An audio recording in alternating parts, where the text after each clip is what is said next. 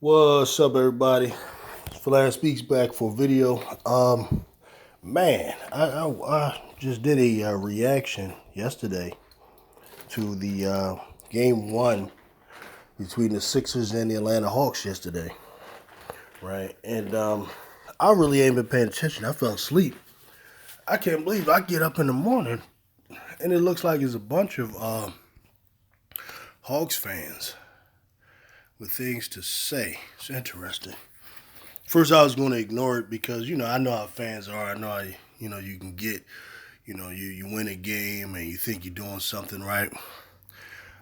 So, but then I look and it keeps happening. So let me just address this stuff real fast so we can get on out of here. Okay. First, you have Dontre Beasley. I love how there's nothing but Hawks fans here. Yeah, that's the way it looks. Sixers fans ain't even worried about that stuff, man. Let's see, Jeremy Hawkins. All right, I'll be back after game two. Knicks doubled Trey and he had 14 assists. All right, see, this is the thing about that, right? The Sixers are not going to constantly double Trey Young. Now, if we're going to do that, it's to get the ball out of his hands, disrupt his rhythm. Apparently, a lot of you guys, man, y'all think that this whole game plan of just constant pick and rolls, like okay, the, according to the stats, the Hawks ran just under 70 plays. All right, 70 possessions. They 44 of them were pick and rolls. Pick and rolls, and floaters and kickouts. If you believe pick and rolls, floaters and kickouts are going to win you a title without any real low post presence of a guy that can score or any type of consistent separate wing player who can kind of get you some points, then I mean, I don't know. I question your knowledge of basketball. It may get you through the regular season. Sure, it could get you through the regular season. Now, the best. Let me give you an example. The best pick and roll team I've ever seen in my life was the Utah Jazz of the late '90s, the ones that faced Michael Jordan in the finals. Now, the difference between them and you, however, was along with the pick and roll game, which featured not only John Stockton but also Jeff Hornacek, and they also had a behemoth of a beast named Karl Malone, who gave them between 27 and 30 points a night, night in and night out, year after year. That's the difference between them and you guys, and that's why they were able to make it to the finals. I'm going to tell you, though the game is played a little bit different, it really doesn't matter in the playoffs. Certain principles always work: defense, size, consistency, scoring in the paint. Now, what happened with the Atlanta Hawks was we allowed too many points in the paint this game. I don't care about your 3-point shooters. All right, I know I mentioned that, but I don't care about that. That's a side auxiliary thing to me. What I'm concerned about is the constant getting into the paint and the floaters, which is not going to continue to happen. We won't constantly have Danny Green on him. I mean, but I get it. I get it. Let's see here. Knicks double trade and he had 14 assists. Now the first problem is you're comparing the Knicks defense to the Sixers defense. I know stat wise they had a good efficiency rating in terms of defense, and it seems like but the Sixers had a better efficiency rating when it came to defense. Now, um, let me just help you out, school you on a little bit of something here, Mister. What's your name, Jeremy? Uh, the reason the Knicks defensive rating is as high as it was is not because they have a number of defensive stoppers on their team. Let's look at their team. All right, they're going with Quigley. You're facing guys like Alec Burks. You're facing guys like Rose, who's a former shell of himself. Randall, who I do respect defensively. Noel, who I respect defensively. Okay, but these guys are not individual defenders that the Sixers are. They're not Matisse Thybulle. They're not Ben Simmons. Okay, they're not Danny Green. They're not even Tobias, what he's turned into. Tobias has a defensive rating that's close to Ben Simmons, actually. All right. So comparing the two is just ridiculous to me. All right. Let's see. The Hawks was third in the NBA this season, 3-point percentage. I don't care. This is Ra Davis, right? I don't really care that they were third in the NBA this season in 3-point percentage. I don't care about that. All right. It's because I mentioned the threes in the game because it played a point. It played a good big part in game one. The point is, you're not going to make that many threes. It's not going to go down like that. If you do, then I question how much basketball you watched in your life. All right, let's see. Isaiah Washington. Go Hawks. I subscribe, though. All right, that's cool. Raymond Sims. We know you hurt. It's okay. But you was a dame. Oh, I guess he means damn there. But he said dame fool.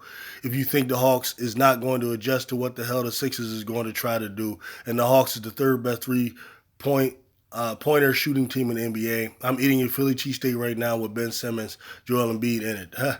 Yeah, you think that's funny? All right. First of all, nobody's hurt here. All right. The way the series works in the NBA is, I'm sure you know, but you forget when you get a little happy over a win, is that it's the first to four.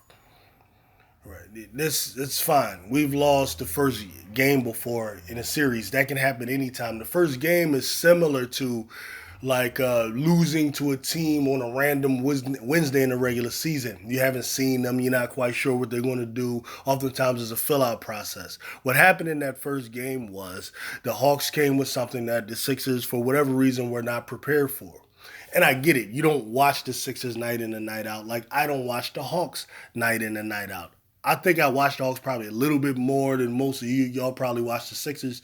But by your comments, either you just extreme fans who don't use logic when you thinking, or you really haven't watched the Sixers a lot. Whenever the Sixers get blitzed like that in the beginning of a game, it's because they're not coming out with the right amount of intensity, and it's usually because they don't take the opponent as serious as they need to take the opponent.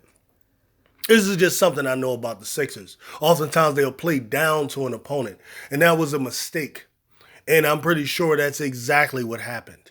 They played the only time the Sixers have ever lost to the Hawks, I'll say within the last 3 to 5 years, was because they played down to the level of the Hawks. And I'll give you, Trae Young is a phenomenal basketball player. He is. All right. But Bogdanovich and Herder and those guys are not phenomenal basketball players. The one thing you should look at that was the advantage and that was a problem for us, which we will have to adjust to, is Herder and Seth Curry. I don't like that. I want to see an adjustment on that. I'd rather see Danny Green on Herder over Seth Curry on him, right? But you're going to get a lot of Ben Simmons, which will be a problem. However, if the referees allow you to stick him, we'll see. We'll see how that goes. All right.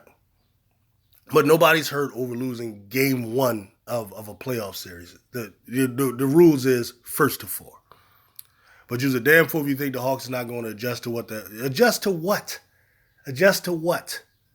Right? In the beginning of the second half, we started to play more press. Play more press. Right? Adjust to what? What are you going to have your players pass the ball immediately out of press? You're not going to get pressed the whole game. So how are you going to adjust to press? You're not going to get pressed the whole game. You're going to get much more of us going to the rim, I'm sure, because that's something we know the Hawks can't stop. They're just too small. And that's just a fact, right? There's nothing you can really do about your size. Nobody is nowhere near the size of Joel Embiid. Tobias Harris, Ben Simmons, these guys they're just too big. All right, and that will show as a series wears on. If you've watched a lot of basketball over the years, a big team, defensive team in the playoffs will wear down a team. This was probably your best opportunity to actually do something. If you remember the 0-1 Sixers versus the Lakers in the finals, which I know y'all don't know a lot about because Hawks just don't make it to the finals, right? So I get it. I get what y'all going through. But if you watch that game, we won the first game against the Lakers. We won the first game. We had Allen Iverson. Allen Iverson, similar to Trae Young, dazzling, scoring and everything. But eventually the size, the physicality of the Lakers wore down our team. And that's what's going to happen to your Hawks. All right, sorry to tell you that. You're eating a Philly cheesesteak. If you're in Philly, it's a Philly cheesesteak. If you're in Atlanta, you've never had a Philly cheesesteak. Trust me. Those things y'all eat down there, and I've been there. No. Man, you Philly fans are delusional, but I guess you got to believe in your team. There's real and there's fake. Vincent Jackson, delusional about what?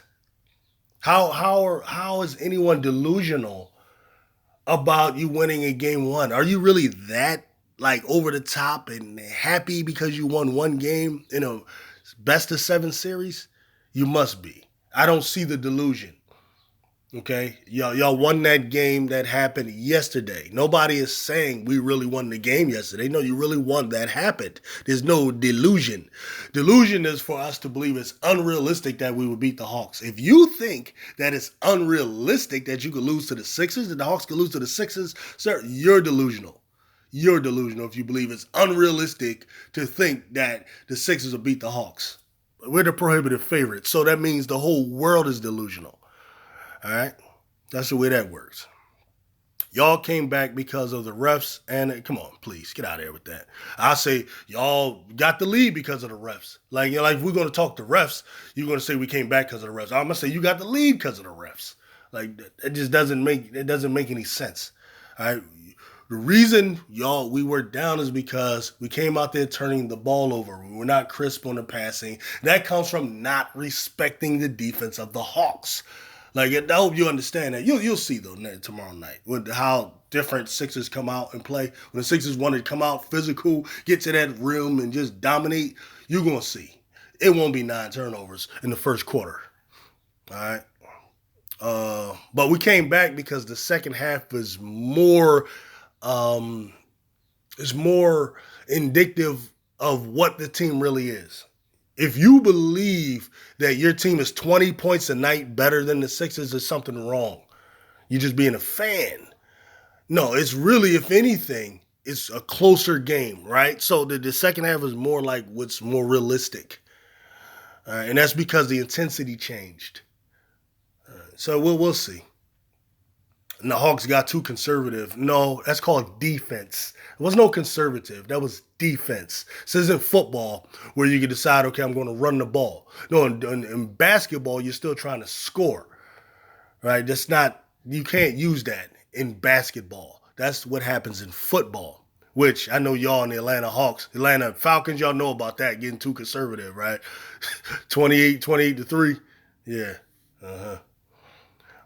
So at the end, trying to run out the clock, but should be a good series. Yeah, it will be a good series. Unfortunately, that y'all experience the only happiness you're going to experience. Because I still got us winning the next 4, honestly. It's Sixers, bro. They always poop and will badly. How dare an Atlanta Falcons probably fan talk about any team pooping? Are you serious? And I'm not even going to get into the Falcons, but every time we go to the Super Bowl, we go through the Falcons. That's all I'm going to say about that, right? And then the Sixers always poop. When have the Sixers ever lost to the Hawks? Right? And if you're worrying about whether or not we lose to another team, you shouldn't be worrying about that. You should be worrying about whether or not your team, whether we poop to your team, right? How can a point guard who cannot make a free throw can lead a team deeply into the playoffs? Well, our point guard isn't the leader. That's how that works. All right. Without Embiid, 76ers are garbage. Pack the lane and make somebody not named Curry to make shots, and we will win in 5 games. Without Embiid, 76ers are garbage. Most teams are garbage without their best player. Right? So I don't know what point you're trying to make there, Raymond Crawford. Right? If you take Trae Young from the Hawks, they're probably garbage, right? Like, I don't get your point. But, all said and done, I respect where y'all coming from. It's fine.